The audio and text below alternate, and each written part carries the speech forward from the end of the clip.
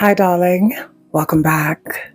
After watching this video, you might feel hesitant to ever step foot in a restaurant, or you might start feeling uncomfortable about the idea of going to a hotel because today I will be exposing 18 company secrets that was shared by South African employees who were employed in certain companies. And these confessions were under TikTok user Sia's comment section, who was basically asking, what are some of the company secrets that you know from your previous employer?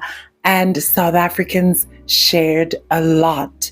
Some of these practices were really disgusting. What I want to do with you today, I'm going to share a bit of commentary, but I'm also going to read these confessions. I'm not going to say these confessions are factual or true, but this seems to be a common theme. We can never be 100% sure about the factual nature of these confessions, but there seem to be consistently the same confessions in that comment section.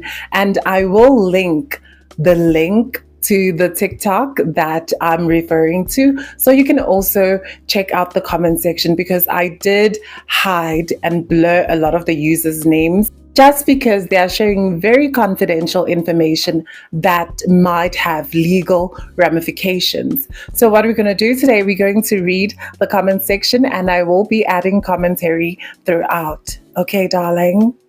The first comment says, when we advertise a trip in schools, the teacher's entrance fee and money for the teacher's meal is included in the price that the parents will pay.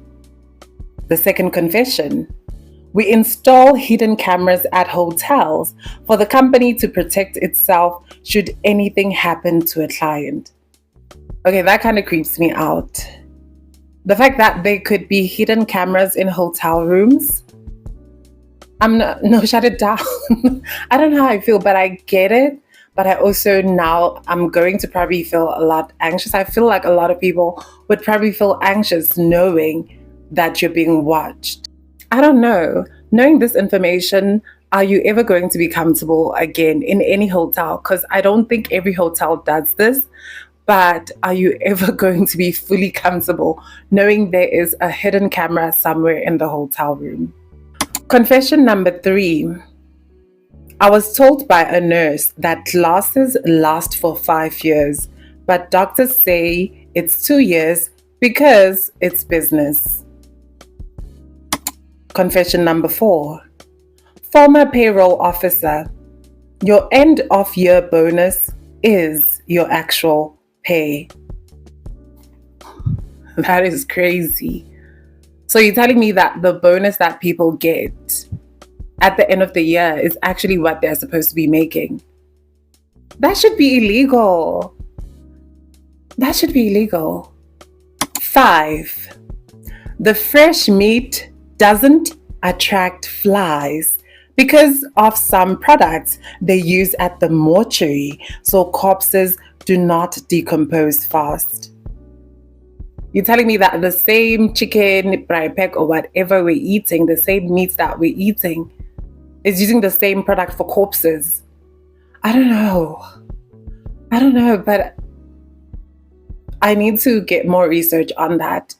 If you know about this practice, let me know. I want to know, what is the product that is used to preserve meat from basically spoiling or decomposing fast? Because I have noticed that it's definitely true that the meat in a lot of grocery shops does not attract a lot of flies. So that should be something interesting to look into. Number 6. Waiters, if it gets busy, they reuse the utensils by just wiping it with their aprons. Now, girl, why would you say that? I don't know. Now, that's why I feel like whenever I go to a restaurant, ask for wipes, ask for alcohol wipes so that you can wipe your own utensils. That is something I always do. Ask them if you have a sanitizer or some alcoholic wipes and wipe the utensils, because I don't know. I just feel like I understand to a degree that maybe it's definitely possible because restaurants get too busy and we don't have time to wait for cutlery. So That is a definite possibility. That is a definite possibility. So just carry alcohol swabs, alcoholic wipes, or request them for your cutlery because that is just gross. That is gross. 7. If you don't pay your loan to the bank, it's not a loss to them. That actually makes sense because I think it's because banks have insurance. So whatever loss, they don't technically have a loss because they have insurance that covers everything. But I also think it wouldn't be wise. I'm not a financial advisor. It wouldn't be wise not to pay back your bank loan. Don't take it as, oh, yes, I can just not pay my loan because the bank is not losing anything. I wouldn't advise that. I'm not a financial advisor, but pay back your loans. Honestly, I don't know. That sounds scary. For me, as soon as debt collectors call, that is a very scary experience because I've had it with university and owing fees, and then you have debt collectors calling you.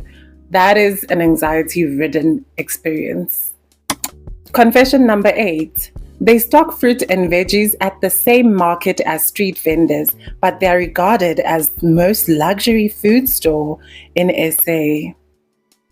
That's a definite possibility because, like I said in the previous video before this one, marketing is so powerful that as long as you brand something differently, obviously people are going to consider it luxury. And I'm not surprised that there is the same suppliers. It's vegetables at the end of the day, but how you package it makes it alluring. It invites certain customers, and that is just marketing. It's excellent marketing. Confession number 9. Worked for a telecommunications company. What I mean is 100 gig data is 25 Rand. Half the people who knew this at work got unemployed. This one is making me angry because when I think about the fact that once you travel outside of South Africa, you will realize how much we're being scammed when it comes to data. 100 gig is not supposed to be so expensive, but it is expensive in our country. I've gone to other countries and data is cheap. Even for the locals, it's very cheap. What is happening in South Africa is basically just exploitation. Like, let's put it, they're exploiting us because they know we need data. There's no reason why data is supposed to be so expensive. Communication is essential for all of us. In the digital age, we need to communicate, and being able to stay logged into the internet, connected. I feel like sometimes I think I'm like the people at the top are so greedy. Let's be honest, they are so greedy if we're being honest about it, because there's no reason why 100 gig is not 25 Rand. It's supposed to be 25 Rand. Like, we're paying so much. Imagine if we could get 100 gig data for 25 Rand. That would be amazing. I feel like even the people who are in the villages who don't have access to proper Wi-Fi or something could be connected to the internet. Imagine the university students who'd be able to finish assignments. The ones who don't live at race, who live in the hood, would be able to finish assignments if data was this affordable. The fact that the company, it cost them 25 Rand for 100 gig of data, but they charge us 300 Rand, 400 Rand, somewhere there. That's usually the benchmark, between 200 to 500 Rand to get 100 gig of data. This particular confession, this one is pissing me off. Because imagine the amount of money we would be saving if they actually gave us the real price of data and they were selling it to us for the real price. Confession number 10. HR here. When we advertise a job, it's just a formality. We already know who is going to get it. There's a lot of ghost jobs on LinkedIn, so this is very factual. This is real. Like, I've seen it. Working in certain organizations, you'll see it. It's a ghost job. They're just posting it for the formality of things, not because they want people, new candidates. They've already chosen who's going to be the new candidate, which is heartbreaking when so many people are unemployed. You're basically giving us false hope that we might get the job. when you already know who the people you have, who is the candidate that you're already going to take for that particular job. That is cruel, but I guess it's business. Unfortunately, that's the reality that we live in. It's business. It's corporate politics. It's just how the industries work. You could call it unfair. It's definitely unfair, but that is just policy. That is corporate politics. That is just the world we live in today. That's how it functions. It's incredibly unfair. Confession 11. Interest rates differ based on your skin color. I used to work at one of the big five. 12. Hotels do not wash sheets regularly.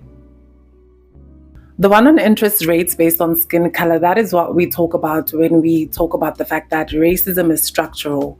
It's not in your face, but it is structural. It's the fact that you could have the same qualifications as someone of a different race and they will earn more than you. Same experience, same qualifications. Sometimes they don't even have the same qualifications, but they will still have more money than you. They will earn more money than you. So I'm not surprised that this is still a practice, because when we say to people that racism is structural now, people don't believe it.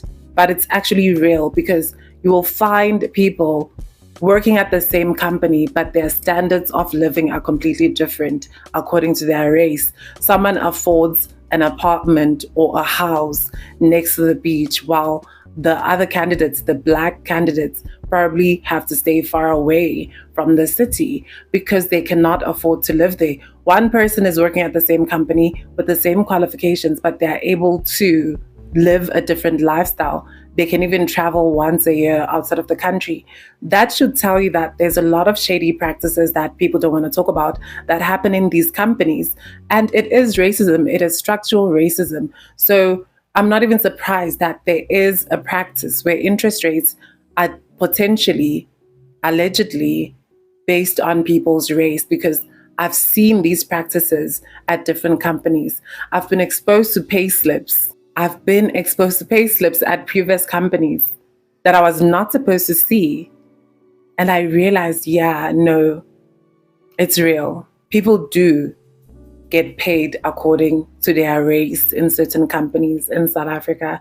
And I'm not surprised that even banks would probably do the same, because maybe they consider Black people high risk because maybe we live in dangerous areas or something like that. But that shouldn't be a thing. That shouldn't even be an excuse, because if you think about it,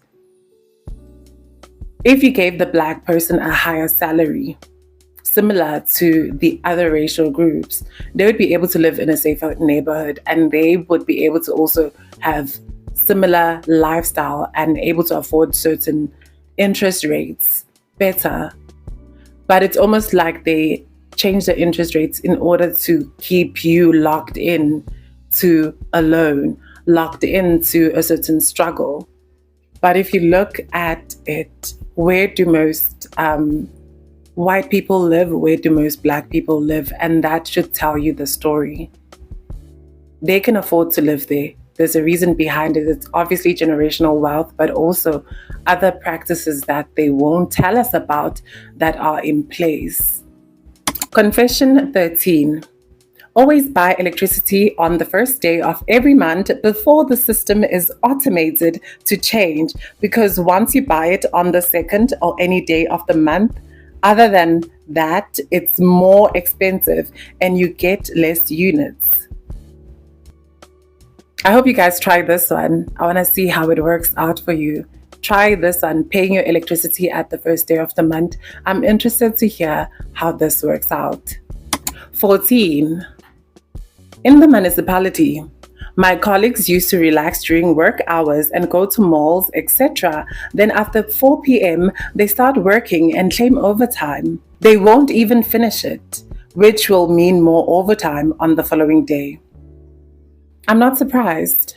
I'm actually not even shocked, because if you've been to a public hospital, you've been to a public municipality, you've been anywhere, you will realize that the people will literally be walking around in the background doing absolutely nothing. I feel like Having a government job allows a lot of things. I think that's why a lot of people stay there longer, because they know they don't really have to work hard. I don't think most government workers would survive in corporate where they have to actually show up. We know how government workers are in every government institution, whether that is home affairs, whether it's that the education department, hospitals. There is a tendency for very slow pace, like very slow pace work where you just like, what are you guys actually doing at the back? Like, it doesn't seem that you guys are actually working. But that is a very common culture within municipalities, within a lot of public health, within a lot of just government institutions. There seems to be a very common trend. 15. I used to do sound at a church that performs miracles. Saturdays were for rehearsals.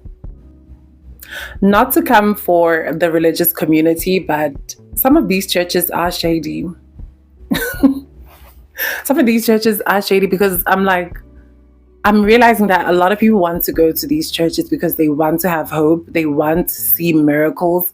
Those miracle churches, that is their selling point. And sometimes you watch videos on them and I'm like, I could tell this is rehearsed. So this confession to me is not even surprising, because how would you know certain details about someone so quickly and you point them out in a crowd and you're like, I need to pray for you, you're struggling, or making someone walk, performing miracles, taking someone in a wheelchair and making them walk. These things are all performance, and some people do want to believe in those miracles. They want to believe in that mysticism, because if it truly is a miracle, why does the pastor, if he can perform so many miracles, why does he need you guys to contribute money to his church?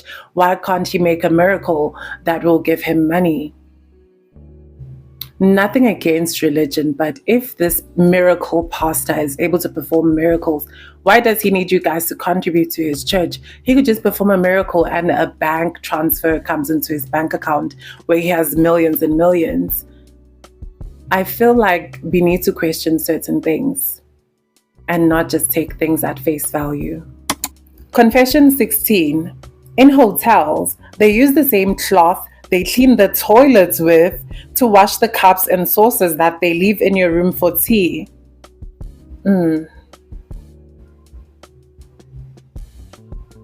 17. As lawyers, we don't know how to help sometimes, but cannot reject the money. That's kind of obvious. In my opinion, that's kind of obvious, because some lawyers, I'm like, why are you defending someone like Thabo Bester? Why? We already know what he did. He's a very bad man and you want to defend him. Just say you want the money. Just say you want the money and it's okay. Like, I just know some lawyers. That's why I know people say lawyers are the worst people to date, because they have to go against certain moralities sometimes when there's big money involved. Last confession. In some restaurants, unfinished food returned to the kitchen might be repurposed or reused in certain ways. I don't know how to feel about that. I don't know. I mean, we're recycling it, I guess, but I don't know how to feel, because I'm thinking, I've probably eaten someone else's food before at certain restaurants. Maybe it's Susan's food, maybe it's Mbali's food. I don't know. I want to hear how you feel about that. You know what this also reminds me of? It reminds me of classism. A lot of these disgusting practices, a lot of these unfair, unequal practices, they also remind me a little bit of classism, especially the idea, because we seem to think that if something is painted as luxury or in a hotel or at a restaurant, we assume that the hygiene practices are probably even way better than the lady who sells plates down the road, by the road, or who sells magwinya by the road. And what this is also highlighting for me, that you should question the hygiene practices of the hotels, of the restaurants that you go to, because we don't really see what's happening in the back. We just assume it's clean because it's been marketed as high class at a good upscale area. So we assume that they probably are cleaner than someone who's selling food in the township. And this is proving to me that you really don't know. You really don't know, because sometimes when you go to the township and you see the lady who's making your kota, you actually witnessing her make it from scratch. But at restaurants, we also don't know what's happening at the back. We really don't know. So that speaks to an element of classism, because we assume certain things are better just because they are marketed as luxury or they are in very upmarket, upscale environments. So we probably think, oh, probably everything is clean here. It speaks to the fact that we do think things are better if they are in certain environments. It also speaks to marketing. It also speaks to marketing. And it's so powerful how we assume things are better because they've been marketed as better. I do understand there's advantages, like, for example, staying at a hotel room in a place like Santon, in a place like Camp Space, somewhere very much upscale. There's a safety element to this. So there are definite realities that are real, that you want to stay in a safe area, you want to stay at a better environment. But do we really know what's happening in these places? Like, do we know what's happening in these hotel rooms? Do we know that? How are we 100% sure that it's clean? Unless you're walking around, I don't know, with some UV lights, some ways to scan if your bed sheets are truly clean. We don't know. The camera one is also scary for me, but I understand the business is a business. When you go to a hotel room, it is someone's business. So whatever you do there, it's a scary thought, but whatever you do there, the business has to protect itself. It's all capitalism.